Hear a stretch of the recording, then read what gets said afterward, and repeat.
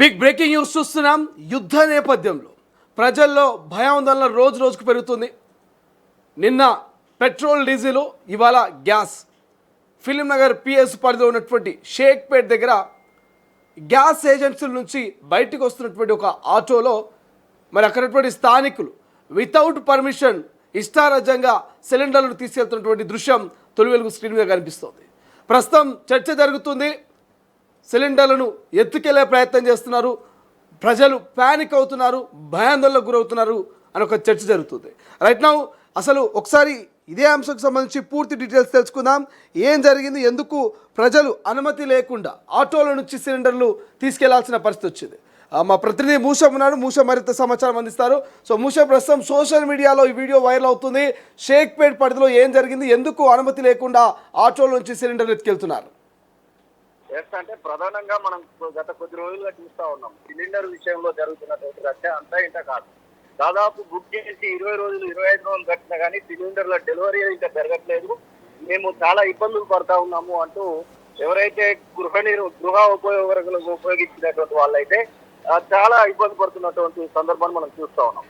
అందులో భాగంగానే ఈ రోజు ఫిలిం నగర్ పరిధిలో జరిగినటువంటి ఈ సంఘటన భారీ ఎత్తున ఒక ముక్కున వేలేసుకునే విధంగా జరిగినట్టుగా తెలుస్తా ఉంది. ఇక్కడ జరిగినటువంటి ఆ సంఘటన ఒకవేళ పరిశీలన చేస్తే మనకు క్లియర్ గా అర్థమవుతుంది ఎంత మేరకు ఈ యొక్క ప్రభావం ఉంది, ఎంత మేరకు ఈ యొక్క ప్రభావం ఉంది అనేది మనం ఈ యొక్క వీడియో వలన, ఈ యొక్క ఫోటోల వలన తెలుసుకోవచ్చు.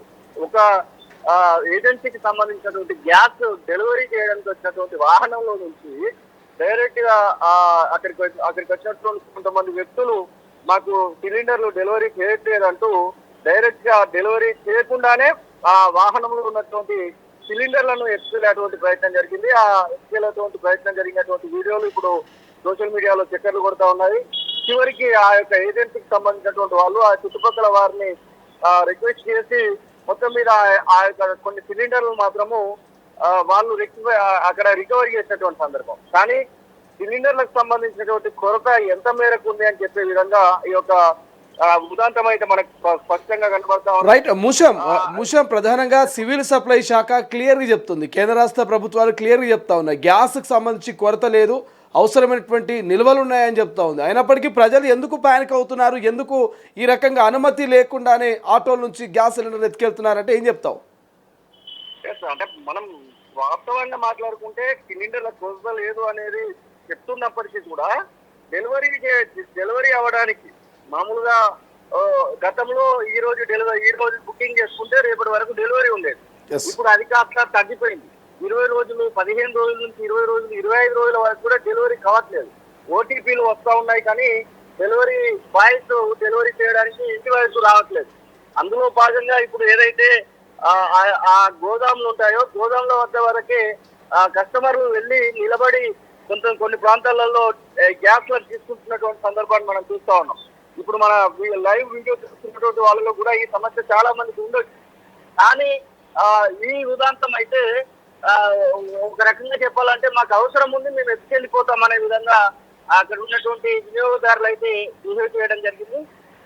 ఈ యొక్క ఇది ఎంత దూరం దారి తీస్తుందంటే చివరికి ఇది మేము ఖచ్చితంగా తీసుకెళ్ళిపోతాము, అవసరమైతే డబ్బులైనా ఇస్తాం కానీ ఇప్పుడు ఈ గ్యాస్ సిలిండర్ మేము రిటర్న్ ఇవ్వము అనే వరకు దారి తీసినటువంటి. కానీ ముషం ప్రధానంగా భారతదేశం లాంటి ఈ దేశాల్లో, ప్రధానంగా తెలంగాణ, ఆంధ్రప్రదేశ్లో చాలా సాంప్రదాయబద్ధంగా ఉంటుంది. అంటే ఒక దౌర్జన్యం అనేది ఉండదు, చాలా క్యూ పద్ధతిలో ఓపికగా మన వాళ్ళు లైన్లో నిలబడి తీసుకునేటువంటి పద్ధతి ఉంటుంది. కానీ మనము పాకిస్తానో లేకపోతే బలూచిస్తానో లేకపోతే ఇతర దేశాలలో కొంత బీహార్ లాంటి ప్రాంతాల్లో మనం చూస్తూ ఉంటాం. అంటే కోపం కట్టలు తెంచుకున్నప్పుడు లేకపోతే అవసరానికి ఇచ్చిన మోతాదులో సప్లై కానప్పుడు మరి ప్రజలు ప్యానిక్ అయి దాడులు చేసినటువంటి సందర్భాలు, లేకపోతే ఏజెన్సీలపైకి వెళ్ళి తీసుకెళ్ళేటువంటి సందర్భాలు మనం చూస్తాం. సో ఇప్పుడు షేక్పేట్లో జరుగుతున్నటువంటి ఈ సంఘటన చూస్తూ ఉంటే అంటే ప్రజలు ఒక రకంగా ఓపిక నశించిందనుకోవచ్చా?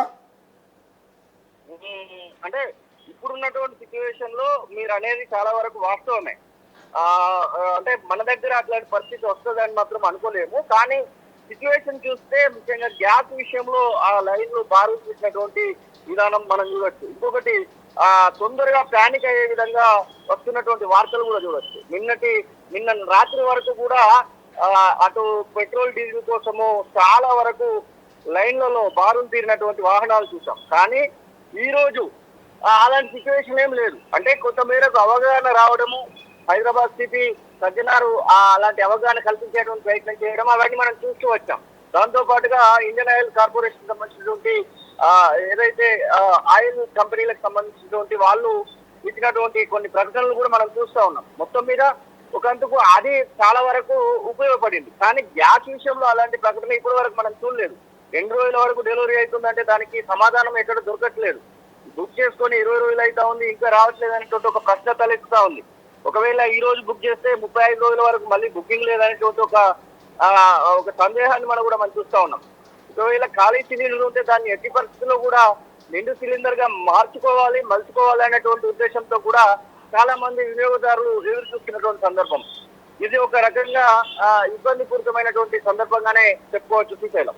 Right, thank you Bhushan, thank you for update. ఇది ఓవరాల్గా సో ఒక్కసారిగా ఏదైతే వినియోగదారులకు సంబంధించిన ఓపిక నశించినట్టుగా తెలుస్తోంది, వాళ్ళ ఆవేశం కట్టలు తెచ్చుకున్నట్టుగా తెలుస్తోంది. సో కేంద్ర రాష్ట్ర ప్రభుత్వాలు ఏదైతే సివిల్ సప్లై శాఖ గ్యాస్కి సంబంధించి ఎటువంటి కొరత లేదు, పెట్రోల్ డీజిల్కి సంబంధించి ఎటువంటి కొరత లేదు, సోషల్ మీడియాలో వస్తున్న తప్పుడు ఆ కథనాల్ని మీరు నమ్మొద్దని చెప్తున్నప్పటికీ, ప్రజలకు అవగాహన కల్పిస్తున్నప్పటికీ సో ప్రజలు మాత్రం ప్యానిక్ అవుతున్నారు, భయాందోళన చెందుతున్నారు. దొరుకుతుందో లేదో అని అందరికాడికి తీసుకునే ప్రయత్నం చేస్తూ ఉన్నారు. మనం గత 2 రోజుల నుంచి చూస్తూ ఉన్నాం. పెట్రోల్ బంకులు అవసరానికి మించి, మోతాదుకు మించి జనరల్గా డైలీ 200 నుంచి 300 రూపాయలు ఒక 2 వీలర్ లేదా ఒక కారు 1000 రూపాయలు మాత్రమే డీజిలో పెట్రోల్లో వాళ్ళు వాళ్ళ ట్యాంకులో వేసుకునేది. కానీ జనాలు ఎప్పుడైతే ప్యానిక్ అయ్యారో, ఎప్పుడైతే యుద్ధ నేపథ్యంతో పెట్రోల్ డీజిల్ దొరకదనేటువంటి ఒక తప్పుడు ప్రచారాన్ని సోషల్ మీడియాలో చూశారు, అప్పుడు జనాలు అవసరానికి మించి అంటే 300 కొట్టుకోవాల్సిన వెహికల్లో ట్యాంక్ ఫుల్ చేసుకుంటారు. అవసరానికి మించి ట్యాంక్ ఫుల్ చేయించుకొని ఇక స్టాక్ అంతా కూడా పూర్తి స్థాయిలో ఒక 2-3 రోజులు రావాల్సిన స్టాక్ని ఒకే రోజు బంకులో కంప్లీట్ చేస్తున్నటువంటి పరిస్థితి మనకు కనిపిస్తుంది. కొన్ని చోట్ల పెట్రోల్ బంకుల్లో వాహనదారులు క్యూ లైన్ పాటించక అసహనంతో కొంత ఒకరి మీద ఒకరు దాడి చేసుకున్నటువంటి సందర్భాలు కూడా మనకు కనిపిస్తున్నాయి. సో అదేవిధంగా గ్యాస్ విషయానికి వస్తే మొదటగా యుద్ధ నేపథ్యంలో గ్యాస్ కొరత ఏర్పడము, ఆ తర్వాత కేంద్ర రాష్ట్ర ప్రభుత్వాలు క్లియర్గా చెప్పడము, కొంత ఒక సిలిండర్ నుంచి మరొక సిలిండర్ బుక్ చేసుకోవాలంటే మినిమం 25 రోజుల గ్యాప్ ఉండాలంటూ వ్యవధి ఉండాలంటూ కూడా చెప్పినటువంటి పరిస్థితి మనకు కనిపించాం. అయితే ప్రజలు మాత్రం క్యూ లైన్లో నిలబడుతున్నారు, గ్యాస్ ఏజెన్సీల దగ్గరికి వెళ్తున్నారు. ఒక 2-3 రోజుల నుంచి మేము తిరుగుతున్నాము.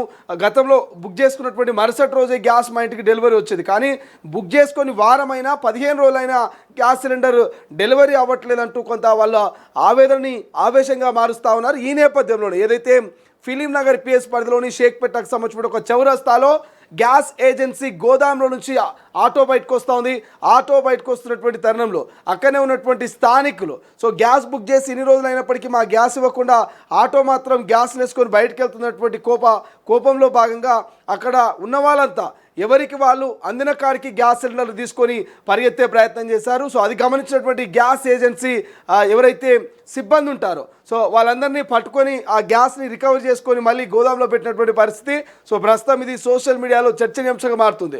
భారతదేశంలో ప్రధానంగా తెలంగాణలో చాలా ఓపికగా క్యూ లైన్లో నిలబడి మరి ఏదైనా కొనుగోలు చేయాలంటే, గతంలో మనం యూరియా కొనుగోలు అయినా లేకపోతే ఈ మధ్య ఏదైతే గ్యాస్ సిలిండర్లు అయినా లేకపోతే ఇంకోటి ఏదైనా సో క్యూ లైన్ని మెయింటైన్ చేస్తారు, చాలా ఓపికగా చాలా పద్ధతిగా మరి తీసుకునేటువంటి ప్రయత్నం చేస్తారు. కానీ రోజు రోజుకి జనాలకి మాత్రం కొంత ఓపిక నశిస్తోంది, భయాందోళనతోటి ప్యానిక్ అవుతున్నారు.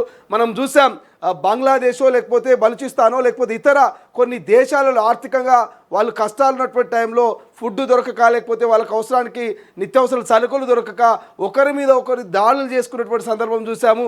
షాపుల్లో ఎగబడి మరి లాక్కొని తిన్నటువంటి సందర్భాలు, లాక్కొని ఇంటికి తీసుకెళ్ళినటువంటి పరిస్థితులు మనం చూసాం గతంలో. అంటే ఇతర దేశాలలో మరి ఎప్పుడైతే ఆర్థిక ఇబ్బందులు వచ్చి ఎప్పుడైతే దేశం నష్టాల్లో ఉన్నప్పుడు మరి ఆయా ప్రాంతాల్లో ఆయా దేశాలలో ప్రజలు తిరుగుబాటు చేసేటువంటి సందర్భాలు మనం చూసాం. శ్రీలంక లాంటి దేశాల్లో అక్కడ ప్రజలు ప్రభుత్వాల మీద తిరుగుబాటు చేసిన సందర్భం చూసాం. బంగ్లాదేశ్ లాంటి దేశాల్లో ప్రజలు ప్రభుత్వాల మీద తిరుగుబాటు చేసి అందరికాడికి దోచుకెళ్ళినటువంటి సందర్భాలు మనం చూసాం. సో యాస్టీస్గా మన తెలంగాణకు సంబంధించి షేక్పేట్లో మరి ఈ సంఘటన కొంత ఇబ్బందికరమైనటువంటి వాతావరణం ఇది క్రియేట్ చేస్తుంది. బట్ అధికారులు ప్రభుత్వాలు ప్యానిక్ అవ్వద్దు, సిలిండర్లు ఉన్న ఉన్నాయి అని చెప్పినప్పటికీ కొంతమంది ప్రజలు మాత్రం అత్యుత్సాహంతో సిలిండర్లు కావాలన్నటువంటి నేపథ్యంలో ఒక గ్యాస్ ఆల్రెడీ ఇంట్లో స్టోరేజ్ ఉండగానే మరొక గ్యాస్ సిలిండర్ని బుక్ చేసి మరి వాళ్ళు తెచ్చుకునే ప్రయత్నం చేస్తున్నారు. దీనికి జస్ట్ ప్యానిక్ అవ్వడం, భవిష్యత్తులో దొరుకుతుందో లేదో అనే ఒక భయాందోళన వారిలో క్రియేట్ అవ్వడమే మరి ఈ రకమైనటువంటి గ్యాస్ సిలిండర్ల చోరీకి, లూటీకి దారి తీస్తుందని ఒక చర్చ, విమర్శలు వస్తున్నటువంటి పరిస్థితి మనకు కనిపిస్తోంది. అసలైన తొలి వెలుగు. ఫాలో వాట్సాప్ @తొలి వెలుగు official.